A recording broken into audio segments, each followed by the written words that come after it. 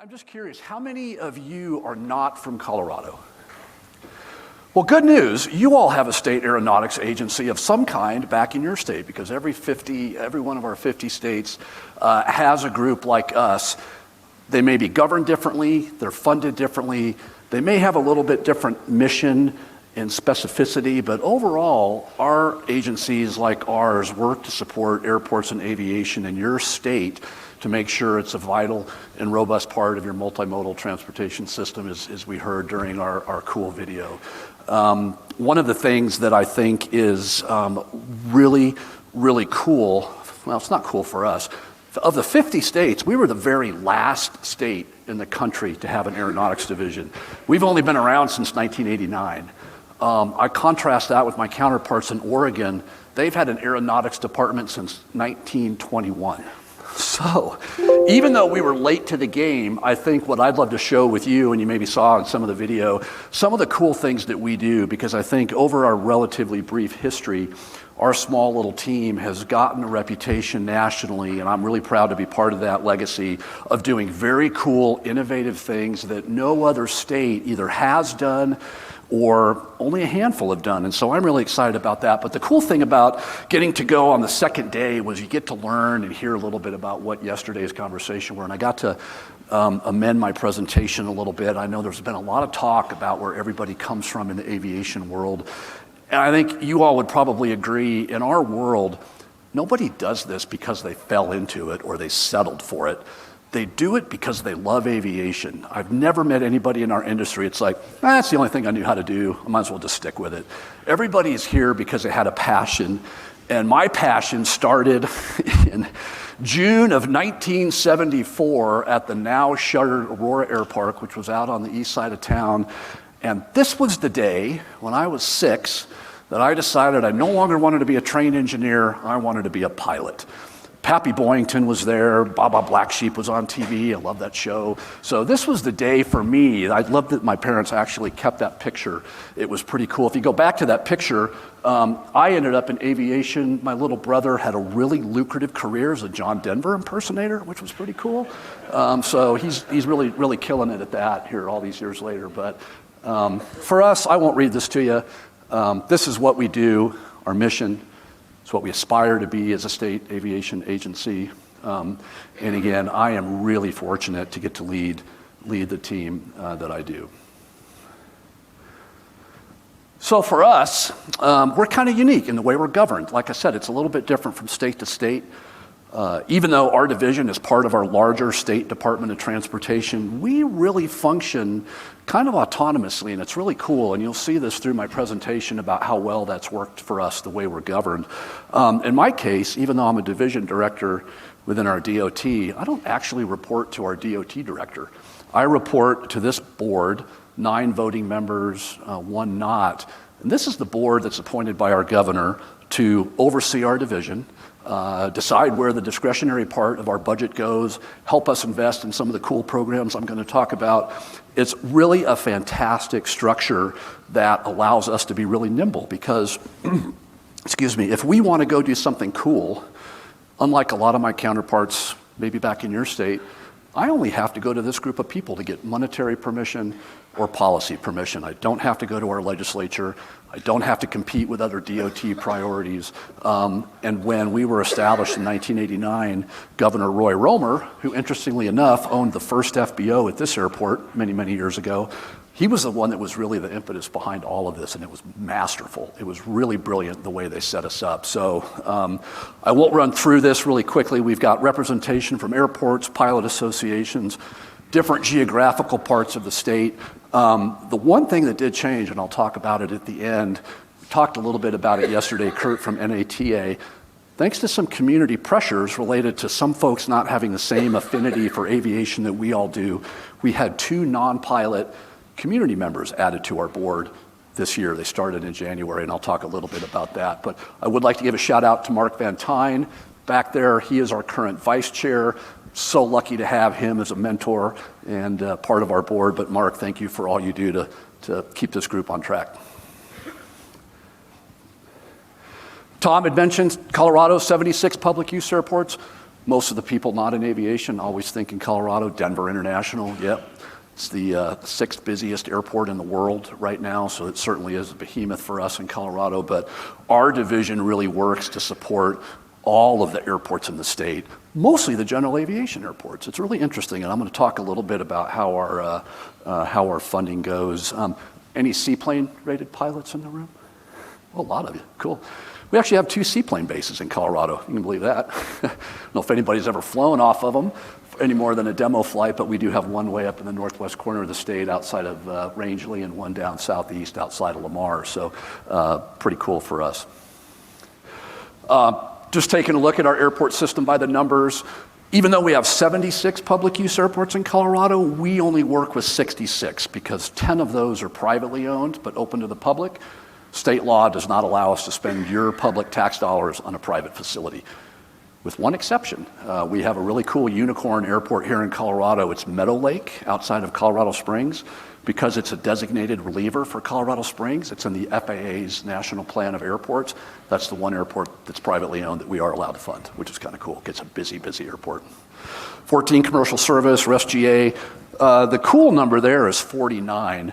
Anybody familiar with the NIPIAS, National Plan of Integrated Airport Systems? One person, good deal. All right, must be a college professor, I'm guessing. Nope, okay. That's the FAA's plan of about 3,300 airports that the FAA focuses on, and those are the airports that are eligible for federal funding. So what we really work to do under the direction of the board is make sure the other airports that don't get federal funding or that don't get much federal funding have enough resources to do what they need to do. One of the biggest misconceptions in the aviation world is that the FAA will pay for airport operations. They do not.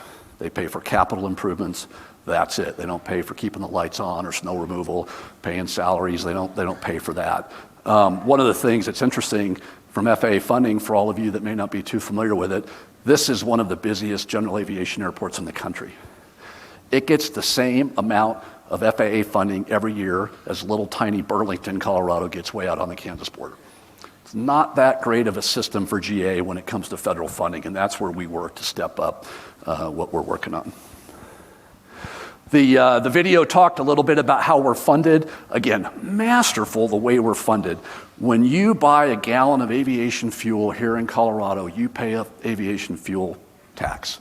Every penny of that tax comes to our division, and then we have to reinvest every penny of that back into our airport system here in Colorado. So it's pretty cool. The more you fly, the more you pay, and the more we get to support our system with the revenue that you all generate. We don't have a pilot registration fee. We don't have an aircraft registration fee. This is all you pay. It's really cool. And then the other thing that's cool about this is because tax revenue comes in continuously, whether the legislature passes a budget or not, we get funding no matter what is happening at the state general fund level. And you may say that's kind of boring, who really cares? But I contrast that to my counterpart in Wyoming. He has to go every 2 years and compete for funding for his aeronautics programs with the rest of the state budget. I don't have to do that here. We just get the money automatically. It comes in no matter what. And for those of you that live in Colorado, if you're paying attention to what the legislature is probably working on today, we're trying to close a $600 million gap in a $16 billion state budget. I am so glad I'm not part of that conversation. Really lucky for us. So the cool thing, if we could put that chart back up there, the biggest one here that's unique in Colorado, 93% of our division's revenue comes from the 2.9% sales tax on jet fuel. So what happens for our division is the price of fuel goes up and down, so does our revenue. It's not just how much of it is sold. Any idea in Colorado last year how many gallons of fuel were sold total in the state? Just take a guess. God, after lunch. Sold about 500 million gallons of jet and avgas in Colorado last year. A lot of fuel. So all of that revenue for us generates about $57 to $60 million a year. So not a ton of money, but certainly a lot more than a lot of my counterparts around the country enjoy. The thing that's unique about that here in Colorado, I think we're one of only 1 or 2 states where the airlines are not exempt from paying fuel tax. So you can guess which airport generates most of our revenue. It's pretty cool. Now, the reason that most of the airlines typically don't complain too loudly about that is, as you heard in the video, if you were listening, 2/3 of that under state law, we reimburse right back to the airport where the fuel was sold. So every month, airports that sell fuel, they get 2/3 of whatever was collected back, and then they can use that money to do whatever they want on the airport, as long as they're using it on the airport. So it's pretty cool. So most of our revenue comes from Denver International. Most of our money goes right back out to Denver International. And when the airlines get a credit on their landing fees with that money, that's why they typically have said, okay, that's cool. But what we really love is that 30% that we get to keep, that under state statute, and you're going to love this, I love it, I hope you take this back to your states. Under the direction of our board, we have a lot of latitude on how we use and invest that money to accomplish our mission to support airports and aviation. I'm going to talk about some of those. The biggest one we do is a grant program. Every state aviation agency in the country has some kind of an airport infrastructure grant program. Here you can see ours.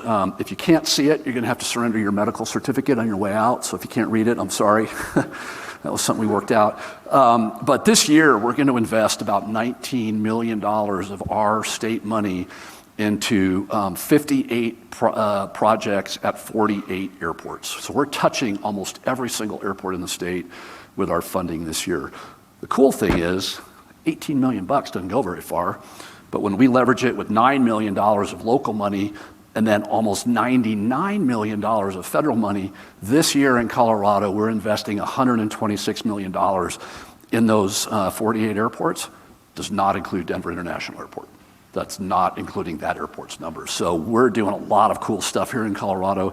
When you fly here, we have the highest pavement ranking for our runway condition of any state in the United States. We're really proud of that. You've got smooth asphalt. Can't speak to your ramp, can't speak to your tie down. Talk to your airport director about that, but we really work hard to keep the pavement things going. And then the other one I want to chat about, the little box on the lower left, we also allocated $742,000 for unleaded avgas transition grants. And I'm going to talk a little bit about what Colorado's doing, excuse me, to lead the way on that. Just a quick little graph, spread our money all over the state. We really work hard to make sure every corner of Colorado has got a decent airport. One of the things that we do, and hopefully you've seen these, is we publish several publications every year. We have, I think, what is probably the best airport directory in the state. I'll show you at the end how you can get a copy of this mailed to you for free at no cost at the end. And then we also publish a state aeronautical chart for all you CFIs that are still using these. Hopefully you are. Colorado is covered by 3 sectionals. You got to tape them all together right about Denver. I don't know who thought that was a good idea when they drew the borders, but that hasn't changed since I learned to fly. So our chart actually covers the whole state. Obviously not for navigation because we only update it once a year, but really a cool publication. It's got a lot of great information for pilots as they learn how to fly. Knock over that T. So one of the cool things that we do with our chart that we worked hard on with the FAA, again, it kind of speaks to, I think, our innovation. Colorado is a tough place to fly. How many people have done mountain flying here in Colorado? 58 peaks higher than 14,000 MSL in Colorado. No other state in the country has that concentration of terrain. Not even Alaska. And Alaska's not quite that high overall. So we have really worked hard on our safety mission, which we're charged with doing, to promote and really support aviation safety in a state that's really difficult and challenging to fly in if you're in a single engine or small GA airplane. So one of the cool things we did last year, if we could put that little clip of the sectional up. Anybody here from Alaska? One person. Last year, the FAA worked with Alaska and made that the very first state in the country that had VFR waypoints assigned to key mountain passes to help pilots navigate their way through passes in Alaska. And when they did that, they set the standard for charting passes for other states. We wanted to be the first state outside of Alaska to do that, and last October we were.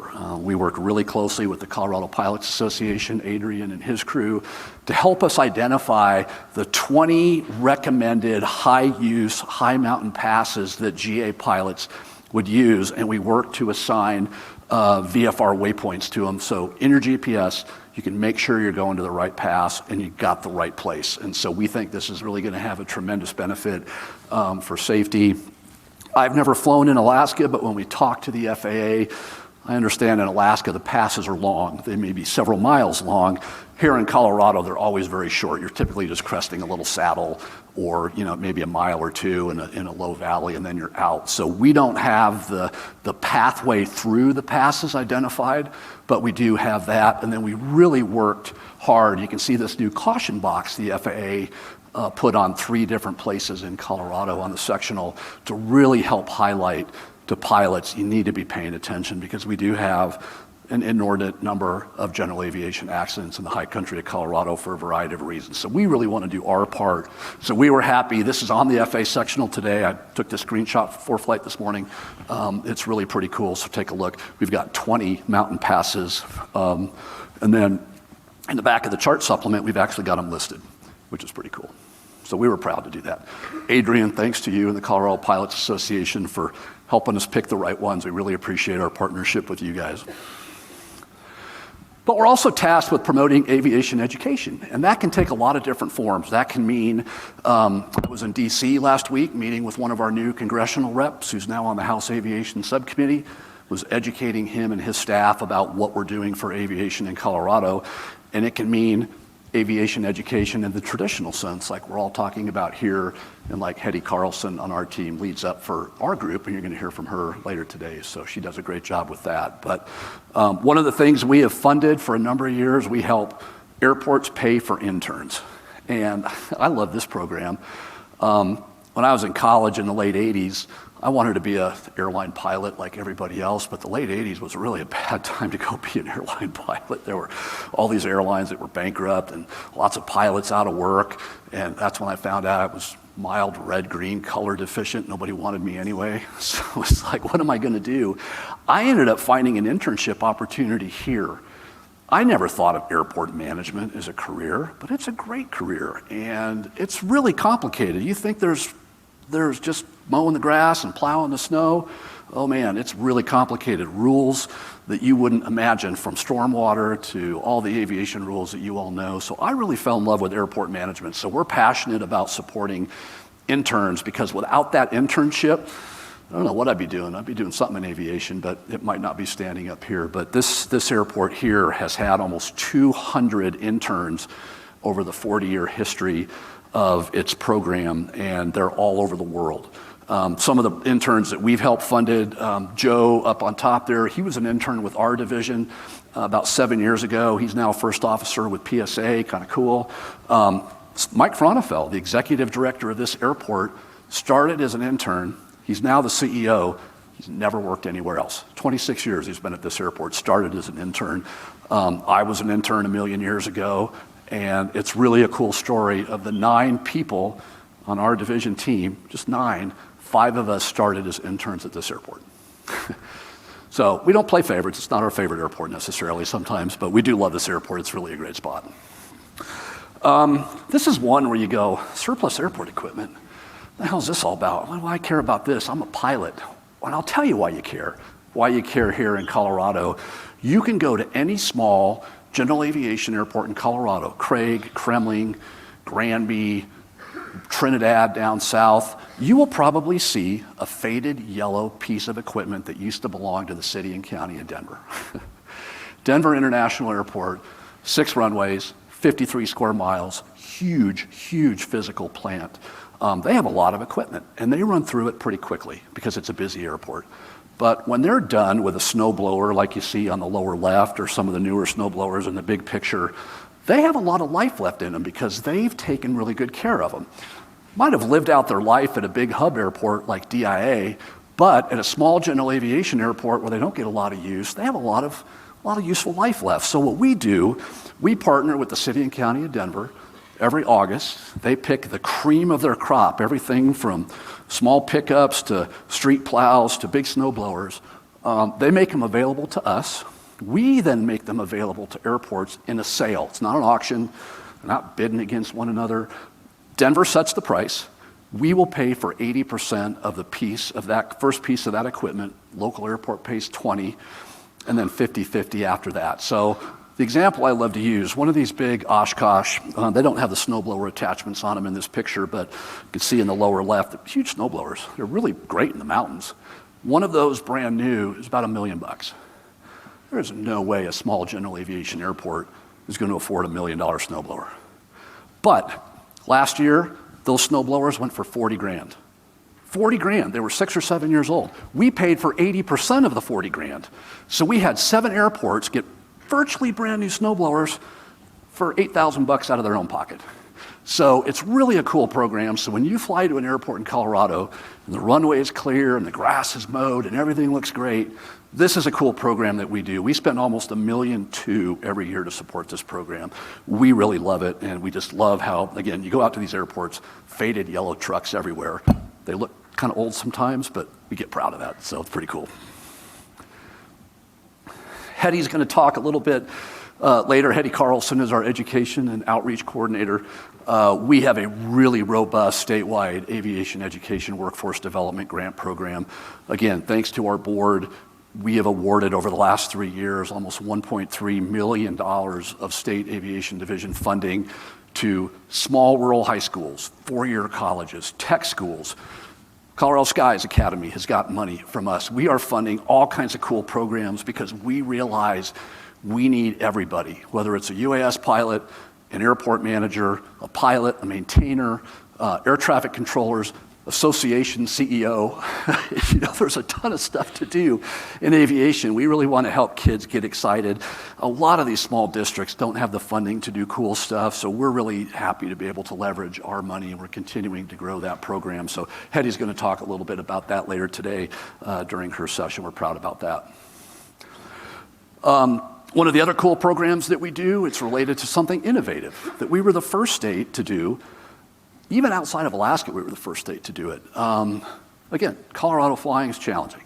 Flying across the mountains, over the top of the mountains, is awesome. The problem is all the weather is down at airports. All the AWOS units are down at the airports. So we realized about 25 years ago, we needed to get pilots better weather information up top, at the top of the peaks, key passes, not necessarily on an airport. So we actually stood up, we have 13 of them now, a network of high-altitude AWOS units.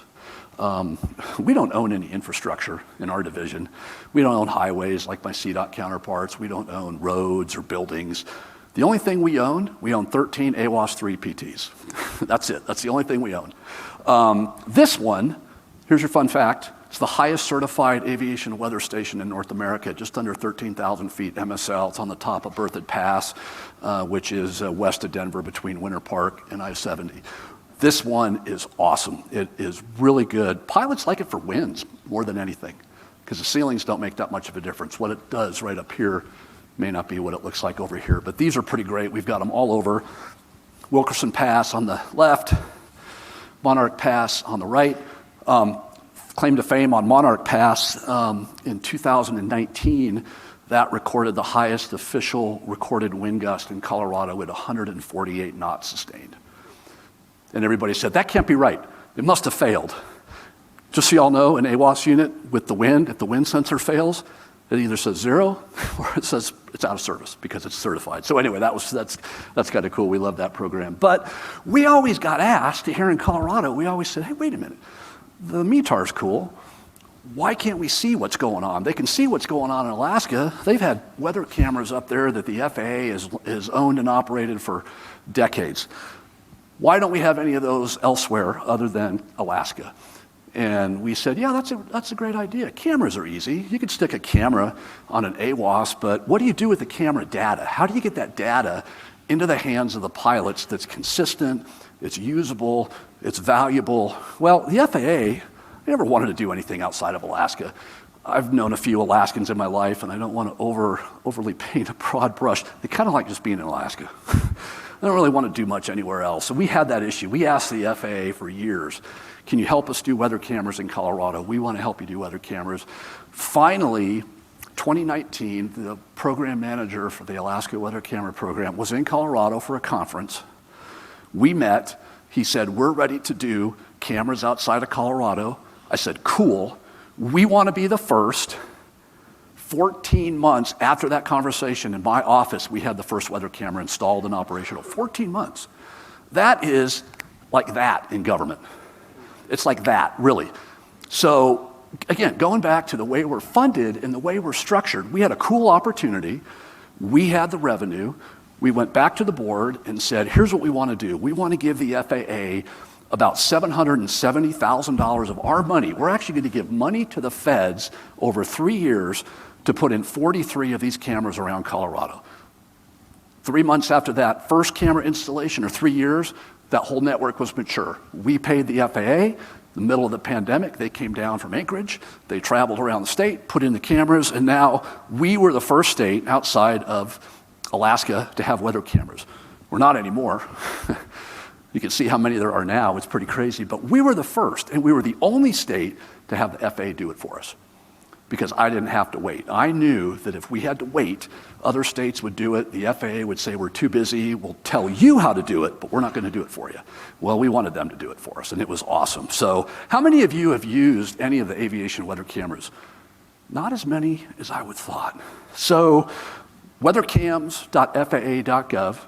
It's an amazing flight planning website. It doesn't just do cameras. It does METARs and TAFs and PIREPs and all the weather products that you could imagine. It's really cool. So this is what our weather picture looks like in Colorado. Pilots have awesome weather information all across the state. Everything here is certified. Everything here is available in ForeFlight. Been bugging ForeFlight to figure out a way to get the cameras as a tab on an airport. I haven't done it yet, but we're waiting. Hopefully one day they'll have a thing. Right now you got to go to the website if you want to see the cameras, but hopefully they'll keep moving forward on that. But if you haven't seen them, this is a typical one. This is the one at Leadville, screenshot we took. So you can see on the left, the cameras are oriented at each airport kind of in a strategic way, typically looking down, the final approach fixed for each runway if there's more than one. But it will show you on the left what the camera view looks like today for the camera you picked. In this case, you're looking north at Leadville. And then it shows you next to it, if it was a perfectly clear day, what would it look like? With a couple of geo-referenced distance and elevation markers for peaks and things like that. So now, not only can you get the METAR on the top, but you get a different context with the picture. It's really low bandwidth. It's not video. It's not pan, tilt, zoom. But you can see on the bottom there, you can scroll and you can look at each of the different directions those cameras point. And you can really now get an extra layer of information when you're flight planning. So very cool. This one I really love. This was an interesting picture one of our team members grabbed. This is La Vita Pass, which is between Walsenburg and Alamosa. Kind of an interesting pass, a little challenging. Had a huge forest fire up there. I need to get up there with a chainsaw. We need to cut that damn dead tree down. I don't know why it's right in the middle, but there was a fire up there several years ago. But if you look at that METAR, 10 statute miles clear, temperature 2, dew point -4, altimeter 3032. You go, wow, it's a beautiful day at La Vita. But if you look closely, the entire pass is socked into ground level with an overcast. It's beautiful up on top. Down below where the pass is, totally socked in. So now somebody can go on and you can see every one of those images, that layer is pervasive. So now pilots can go and see what's going on. And has anybody used these in Colorado, and specifically our cameras? Cool, I love it. This was a big one for me. I think all of us, unfortunately, over our careers in aviation, we've known people who have perished in aircraft accidents. We know, our team is so passionate about this. We know somewhere, somehow, somebody's going to use this information that we made available. They're not going to take a flight that they might have taken otherwise, and they're not going to perish. We'll never know about it, but we know somewhere somebody is alive because of what we did. And this is the kind of stuff that really motivates our team. Hetty, everybody on our team is so passionate about what we do. Any questions about that? I'll pause there and see if there's any questions on weather cameras. But if you don't have those back in your state, they're really inexpensive. They only cost about $10,000 an airport. You have to have 110 power and a Verizon or some other cell phone service. That's it. It's really minimal, and the FAA will put that data into their system for free. Airports don't have to pay for it. So if you don't have those in your state, I'm going to make enemies of my fellow aeronautics directors. Go hassle them to do that back in your own state. It's not that hard. It's really not that hard.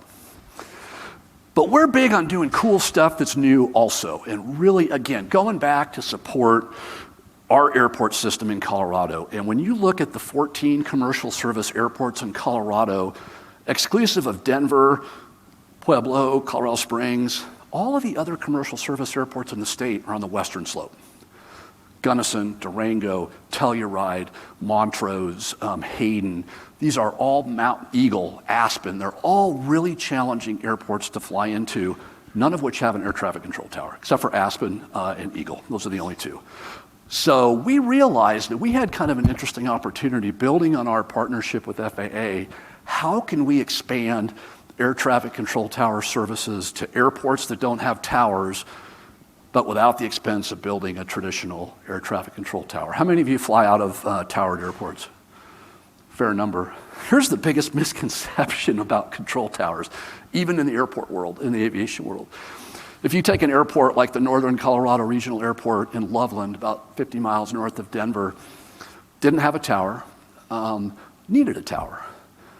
The FAA doesn't pay for towers at airports, unless you're a Denver or a Seattle or a Dulles or someplace like that.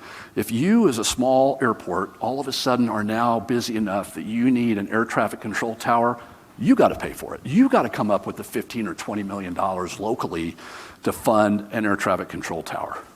The FAA has some funding programs available, but there's a lot of competition for them.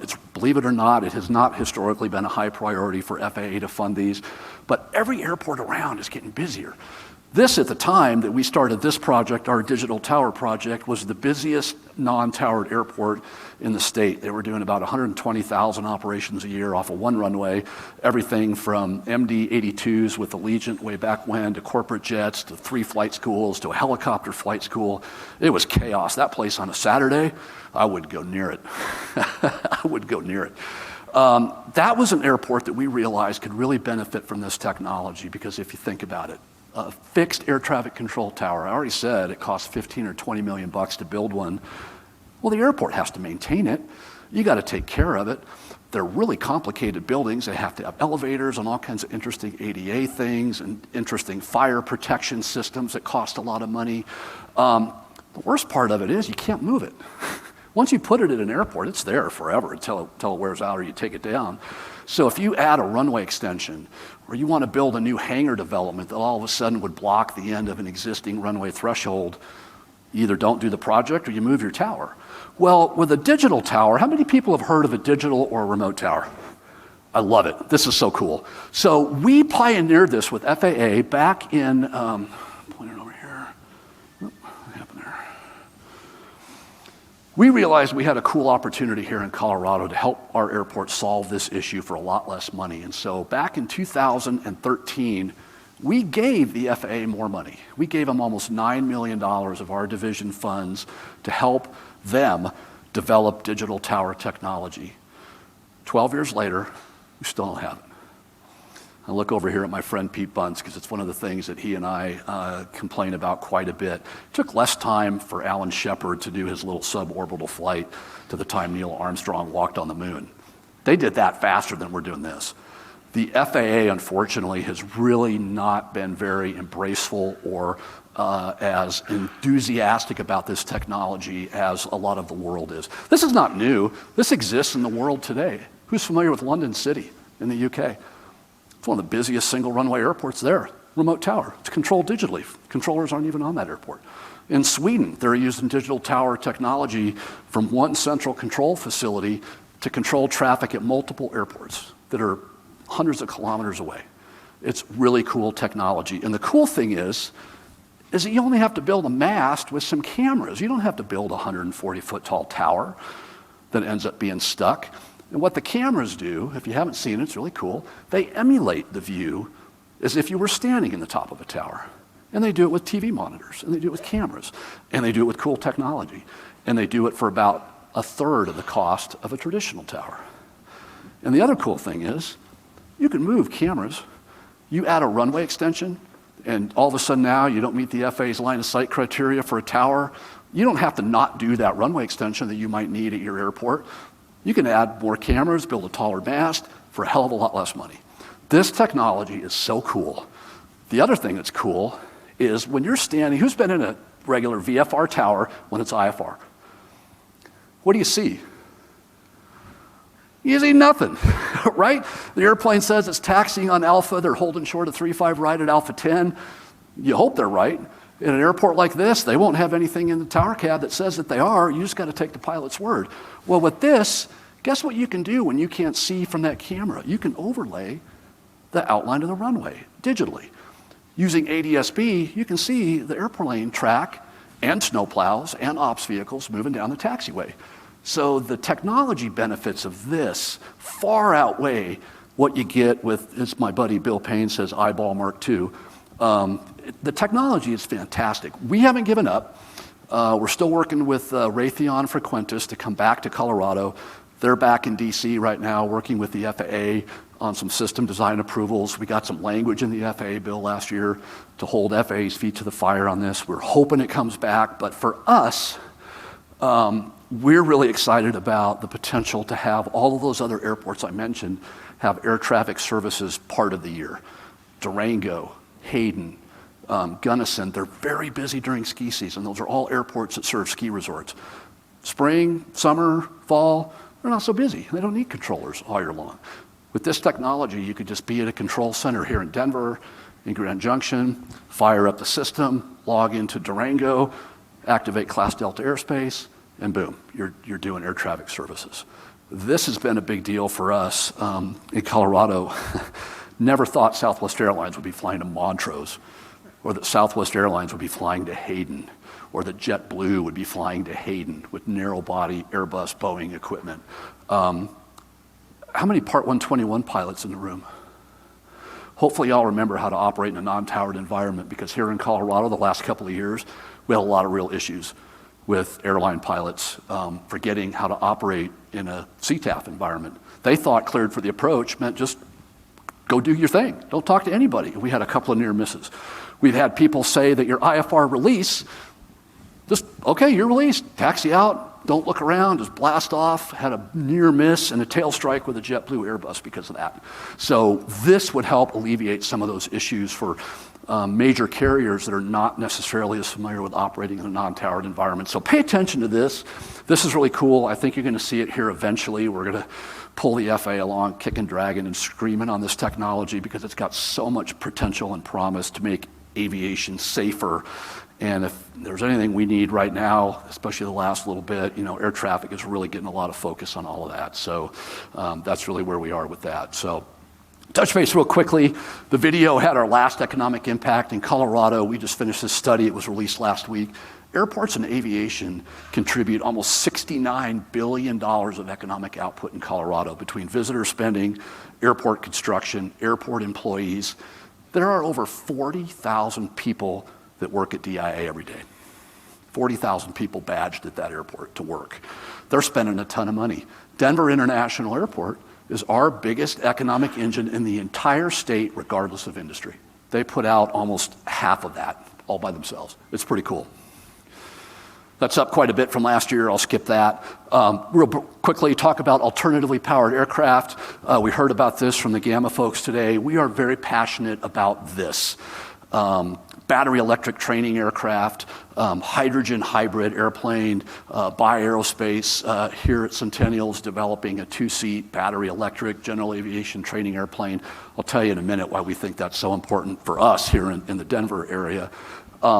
Hydrogen hybrid fuel cells. Zero Avia is working with a company. They got a Q400 donated by Alaska. They're demonstrating hydrogen hybrid fuel cells rather than batteries to generate electricity. I grew up flying a 172 on avgas. I'm learning more about this cool stuff in the last couple of years. It's been really fascinating to see where we are on the cusp of all this. Sustainable aviation fuel. Aviation fuel that's not pulled out of the ground from a fossil fuel feedstock, but one that's made from something like waste feedstock or waste agricultural products. Colorado has the highest concentration of airports selling sustainable aviation fuel. There's 42, as of last week, selling sustainable aviation fuel in the US. 6 of them are here in Colorado. It's pretty cool. So we're doing our part. I love sustainable aviation fuel because, as you saw earlier, our division's revenue comes from fuel taxes. So when we talk about the transition to new technology, whether it's battery electric or hydrogen, how does the FAA get their revenue to do theirs? Because they're funded in large part by a federal fuel tax on aviation fuel. How does an airport like Centennial that has a flowage fee to help offset their cost of running the airport, how do they get their revenue if everybody's buying electricity or buying hydrogen? We got to figure that policy part out of it also. Tom had mentioned that at Frederick, they have the airport just adds a little charge to the meter. Guess what? In Colorado, utility submetering is illegal. You can't do that. So we would have to figure that out here in Colorado if the airport wanted to add a surcharge to your electric meter to pay for your electric aircraft. So these are the things we've got to figure out with all of this cool new technology beyond how to put hydrogen in an airplane. What do you do when an aircraft with 7,000 pounds of lithium-ion batteries crashes at a GA airport in rural Colorado? How do you get the airport folks up to speed to deal with that kind of an emergency? Same thing with hydrogen. Where do you store it? How do you produce it? How do you transport it? These are all the things that state agencies like ours are really interested in trying to figure out. So we are incredibly fortunate. Who has heard the National Renewable Energy Lab, or NREL? Not many. Okay, this is a really cool thing. I love it. I remember as an elementary school kid growing up not far from here. This is over in Golden on the west side of Denver.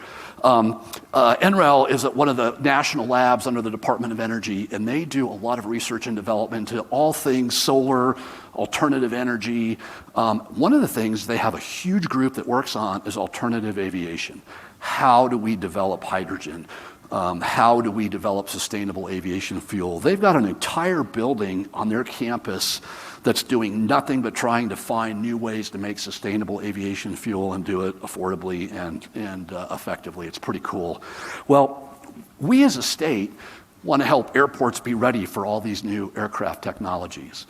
Whether it's hydrogen, a lot of extra electrical charging capacity because you've got flight schools with battery electric airplanes. So we commissioned NREL a couple of years ago to do a study for us to kind of help us identify some of the opportunities and some of the challenges of getting our airport infrastructure ready to support these airplanes. Challenge is, as you heard earlier, we don't really know, is it going to be battery electric for these, hydrogen for these, some mix of these? We don't want to waste a bunch of public money putting in infrastructure that's the wrong infrastructure in the wrong place. So it's just a little bit of this chicken or the egg because the aircraft aren't here yet at scale. So we're kind of not quite sure where to go, but the lead time on putting in all of this infrastructure takes time to come up with the money, takes time to come up with the location, the permitting, and all of that. So we're, as a state agency, we're really passionate, I'm really passionate about trying to find a way to make that happen. So when all of you flight schools decide that a BiAerospace E-Flyer is a great cost-effective way to get folks into flying, you've got enough charging capacity at your airport to support that flight school's ops tempo where the airplane's not sitting on the ground 8 hours a day waiting to charge instead of being up flying. So that's the stuff we're really working on here.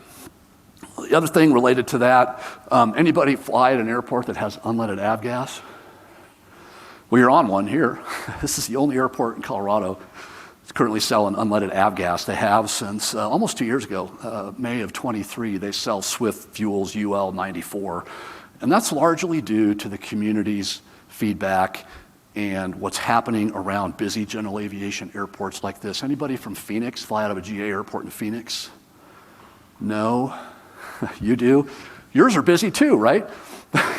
Same thing here in Colorado. You saw all the charts yesterday about how busy flight training is. Well, a couple of things happened in 2020. It was a good time after 2020 to go be an airline pilot, but you know what else?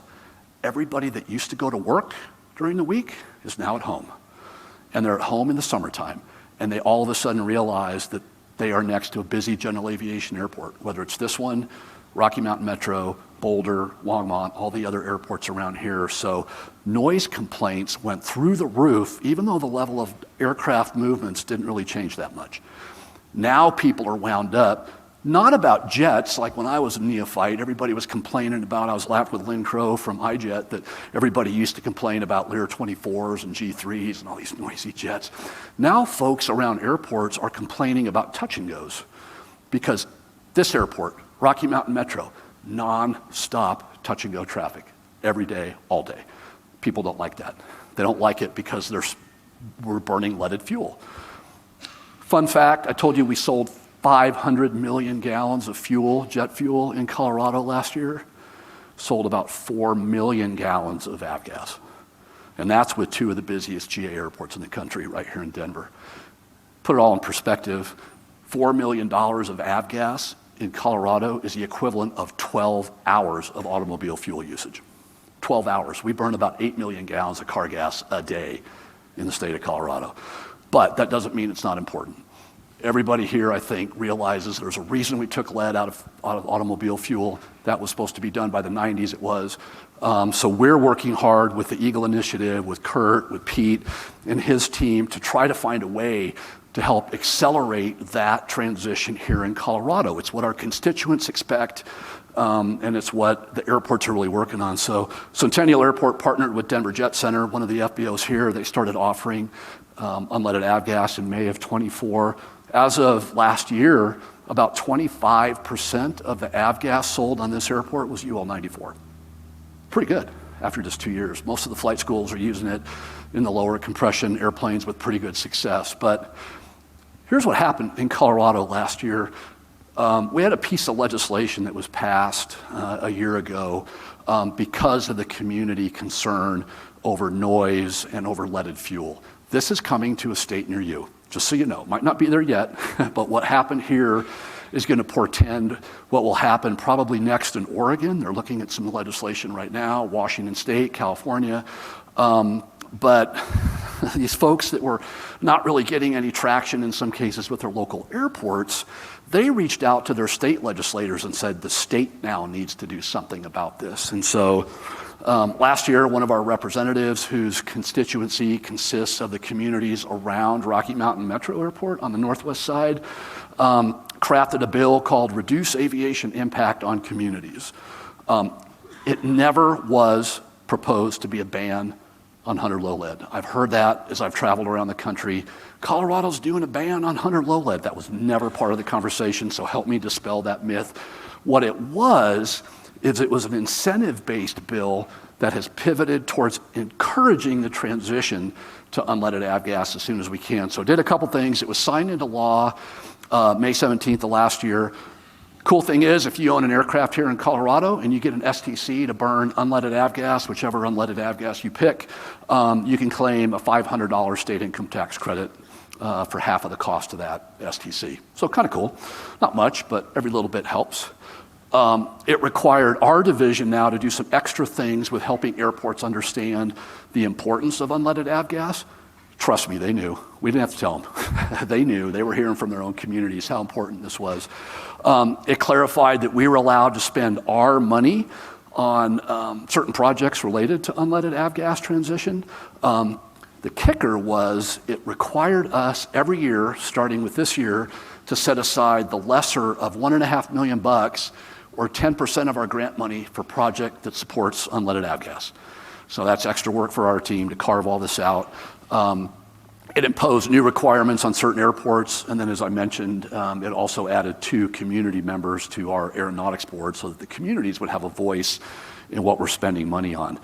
One of the coolest things we did, first agency in the country, state aviation agency in the country to do that, we funded an unleaded avgas grant subsidy to this airport 2 weeks after that bill was signed. The airport here had a program in where they would help cover the cost. It's about a $2 delta between UL 94 and unleaded avgas at this airport. The airport was paying that difference to encourage people to make the switch if they could. Well, we stepped up and said, airport will help you pay for 90% of that subsidy during this transition.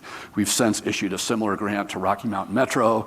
They're in the process of putting the infrastructure in for unleaded avgas this year. They'll be the next airport. So this is coming. And again, from a state perspective, we had the cool opportunity to work with Representative Brown with the Colorado Pilots Association, the entire aviation community really came together to say, this is what's going to work. And I got to tell you, any airport managers in here?